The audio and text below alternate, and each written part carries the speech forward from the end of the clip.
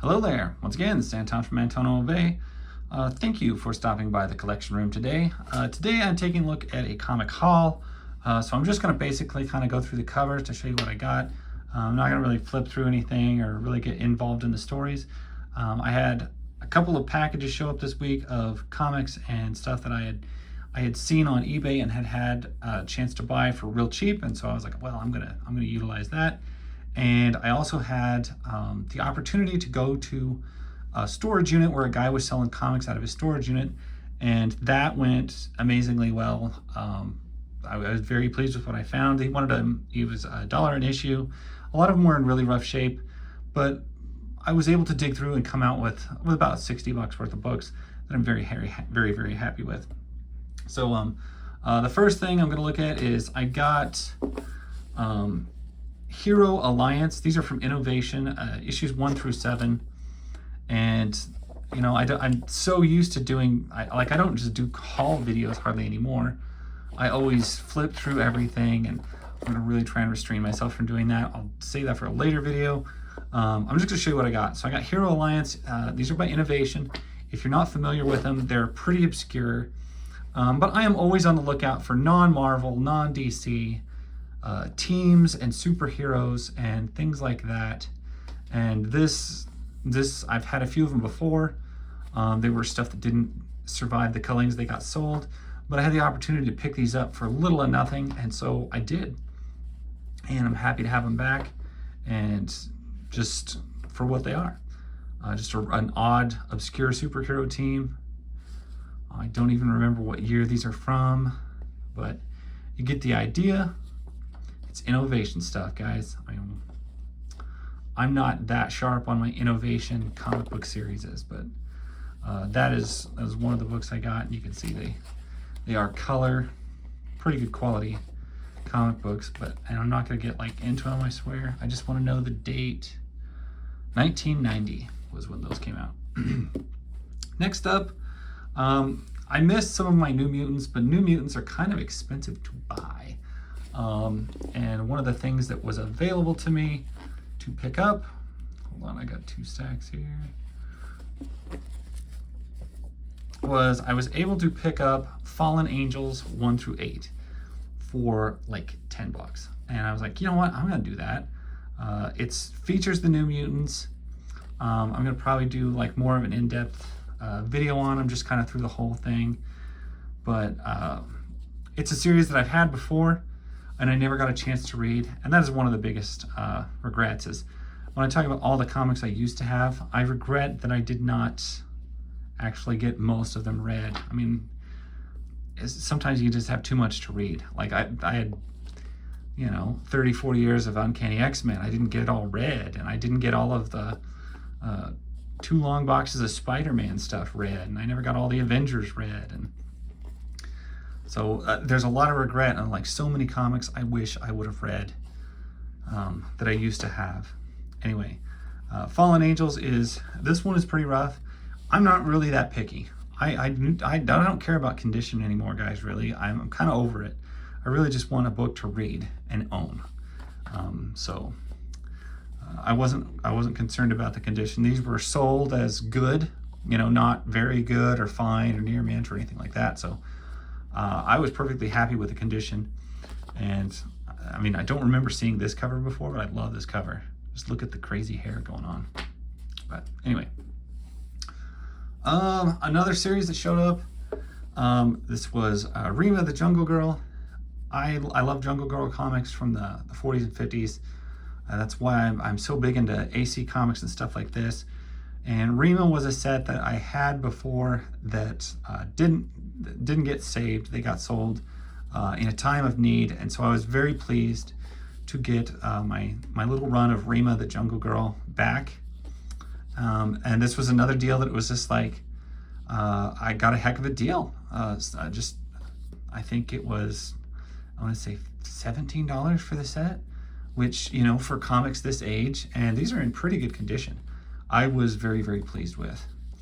I was just, you know what, if I had the opportunity to get those back, I'm sitting in a fairly decent spot at the moment, and so I was like, well, I'm gonna pop on those. And It's a shame. I did see a couple issues of these at the guy's sale for $1 a piece, but I did not grab them because I already have a full set at home. And this series is kind of crazy because, I mean, it runs 6 issues essentially to tell the opening story, and then issue 7 is just this like tacked on story about this nasty kid who basically deserves to die. Like the whole thing, he's just such a rotten little kid. Finally at the end he does get it. He gets killed, and yeah, he totally deserves it. It's pretty awesome. I will take a closer look at those at some point. Next up, these are all going to be books that I got from the sale. And these are pretty rough. Some of them are fairly rough. And I did not have a ton of cash on me at the time. I really, man, if I had more, I'd have bought more because there was a lot there that was really, really good. But these are all $1. I got Wolf the Barbarian from Atlas Comics for $1. And I'm going to, of course, do some more flipping through that because that looks amazing.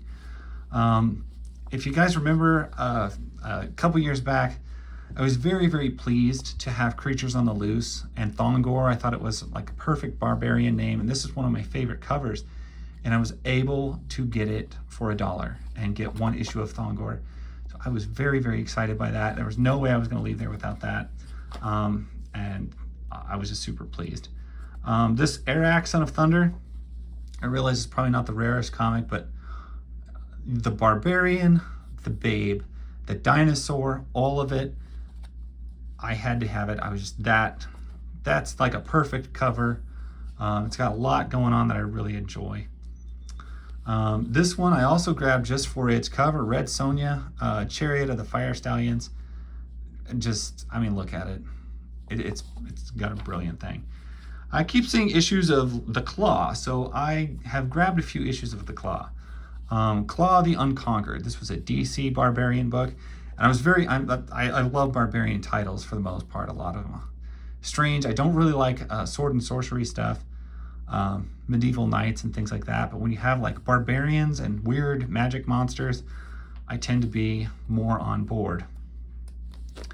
And so a lot of these were really rough, but I grabbed a couple of decent condition Claw the Unconquered. So those are something that I do want to look at more closely. Commandy, these are 25-cent covers. Last Boy on Earth. I probably wouldn't have grabbed them, except that they're so clearly Jack Kirby stuff. And I was like, I know it's in kind of rough shape. It was $1. I could not leave it for $1. Commandy, The Last Boy on Earth, for $1, 20-cent cover. Couldn't leave it.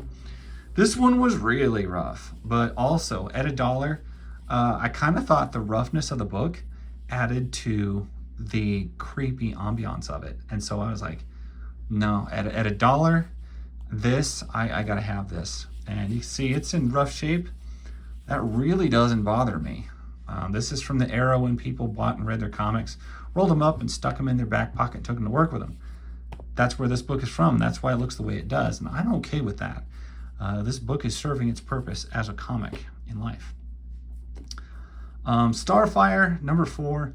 I used to have the first issue of this. I always thought it was an interesting character, design, color, everything. Just weird. And it's kind of in that barbarian range, but it also has a touch of sci-fi look to it too. So I did grab that. And I love Supergirl, and that's why I grabbed this book. This is an older Supergirl. I'm not even sure what series, and you can tell it's a little rough. There's some dirt on it. I wasn't gonna let that bother me because it was just too cool for $1. No, I'm not gonna leave it for $1. Also, they had this, this was in the bins, Shock Suspense Stories. It's an EC comic, Impact Suspense Stories. They had a few horror books in there, but not a lot. And I did choose to grab them because they're rare. I love them. They're hard to find. Just something I wanted to get. And then I spent the rest of the time, I wish I would have got more stuff like that, but during my divorce and my selling of all my stuff, One of the things that I ended up giving this away actually was my set of Warlord comics. I gave it to my ex. Her new man in her life is a comic book guy as well, and he had some hard times, and so I was just, oh man, let me help him out. I ended up giving him my nearly complete run of Warlords, and I was cool with it at the time, and I've kind of just missed it, and I was just like, man, you know, I do miss my Warlords. Anyway, this guy had a big pile of Warlords. I know the series ran like 130 issues or 120, something like that, 128. Can't remember the exact number, but I just dug and dug and dug to see what all I could get out of this bin for Warlords. I ended up leaving about 30 issues there, but I went as early as I could go, as late as I could go, in numbers to get what I could get. The earliest I could find was issue 5, which is fine with me because I remember having to pay, I think, $5 to $10 for these early issues. They're very hard to find. And I never did have the first issue. I think I had it like maybe issue 3 was the earliest one I had. So to get issue number 5, I was very, very excited about that for a buck. Very, very pleased for a buck. And might just set that right there. He had issue 6, also $1. Like I said, all of these were $1. And some of them were bagged, most of them were loose. You could tell these were kind of kept in a rough storage outside, but they're in pretty decent shape for that, for a 35-cent cover. I was just super pleased to find them. To get a little taste of my old Warlord collection back was definitely something I wanted. So I got issue number 9. Oh man, if I'd had another 20 in my pocket while I was there, I would be really, really pleased. But I couldn't leave these, and so I swapped out Warlord. I didn't want to just get all Warlord because I was like, man, there's some other great stuff in here. This is number 14. Issue number 15. Good looking cover. I like Warlord because he's barbarian and sci-fi at the same time. He has all of the... Ooh, he's got Holocaust on the front. That is not something they let you say in comics anymore. Just ask Marvel's AOA Holocaust. You've stolen my son, Demos, and when I find you, he's gonna mess you up. This is issue number 16. You see, he's got a pretty good chunk. This is issue number 17 in the Citadel of Death. Brilliant looking cover there.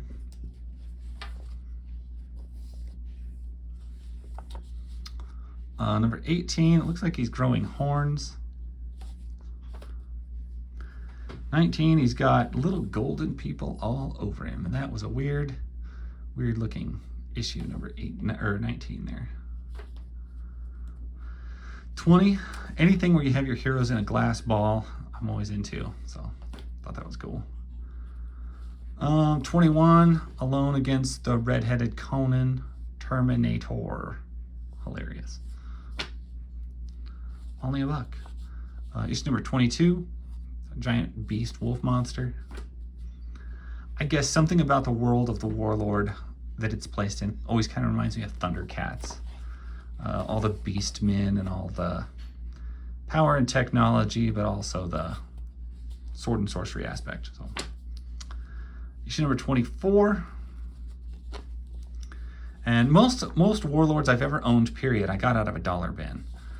So finding these rare, hard to find ones from the dollar bin, and hopefully I'll be able to go to another comic book store someday, sometime, and find, like, issues from the 70s, 80s, 90s, issue number 70s, issue 80s, issue 90s, out of a dollar bin someday. That would be a great goal someday. But I'm not gonna hold my breath, so I went ahead and just got the earliest stuff that he had. Here's issue number 26. And it is a series with beautiful covers. I'm gonna set these over here. This was comic book hunting like at the best I've had or experienced in a long time. To go to a beautiful mountain storage unit up in Cloudcroft, or Ruidoso, New Mexico. He was actually in Alto. I mean, it's just a beautiful mountain area. and a little storage unit where a guy is selling tons of comics, sports cards, all sorts of things out of there, and he had boxes of these and just didn't care. It's issue number 29. Cover for 30, looking very similar, but still, there it is. Demon Wings, issue number 31. I used to have a lot more with the fancy gals on them, but those are mostly in the 70s and 80s, like the issue number 70s and issue number 80s. Less in the lower numbers, so I don't have near as many. And he is all about the minimal loincloth he can pull off. Number 34. And here it looks like he's fighting a clown with a chainsaw. That's the kind of stuff you get out of Warlord. It also seems weird. I don't remember them ever making a good Warlord figure. They really ought to do that. This is issue number 36. Number 37. I kind of love, this is distracting, this stuff they put on the top, but I kind of like it.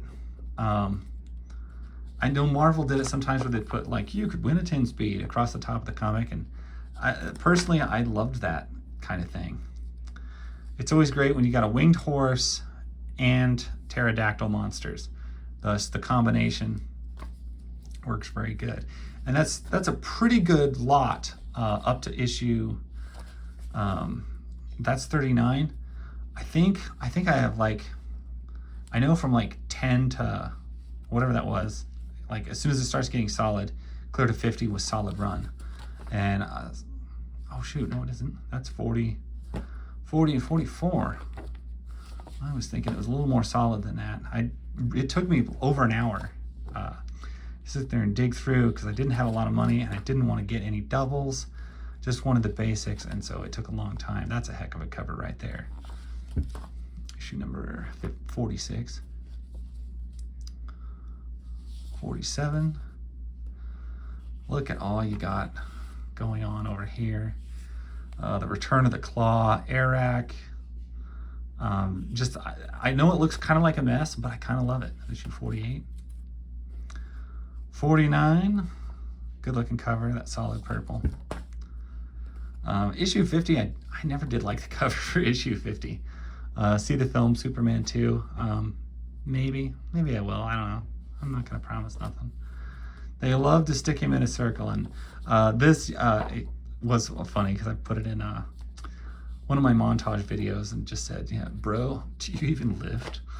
But not very many people watched that one. They didn't apparently want to click on a video with a thumbnail of a mostly naked dude. Issue 52. 54. She's a villain, and I'm pretty sure she starts making pretty regular appearances now. Issue 55. They do love their gold outfits, don't they? Issue number 56.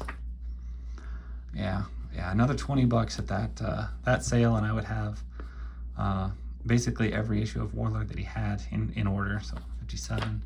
Just couldn't get the last, little supply. Issue 58. A cover which I don't really care for. This one also, I don't like this kid. Issue 59. And then I just grabbed out of all the rest he had, I grabbed the two covers that I liked the most. Issue number 122, because it has the woman in green again, and issue 24, because I just like everything that's happening. Even though her sword looks small, I don't know what she killed that was pink, but he's looking a little more sci-fi. This is looking more sci-fi. It's just what I popped on. And that is what I got. That is my entire comic book haul. It was a big haul, and that's the culmination of, all the stuff that's come in for the last week or so, and then the trip to go get these things. And it was good. It was very, very, very fun. I'm going to try to get back there and see this guy's stuff again because he had so much stuff. The guy that was there before me spent like $100, and if I'd have had 100, I would have totally spent it. But this is what I had. This is what I came away with, and I'm very happy with it. And that's pretty much my story on this haul. I really appreciate you guys watching. I don't do haul videos very often, it seems. I like to take my time and flip through the books and look through everything, but in this case, haul was all I could really put together with this many issues, and I will look at a lot of them a lot more in depth. But I thank you so much for watching, and I appreciate it. So I will catch you guys later. Peace.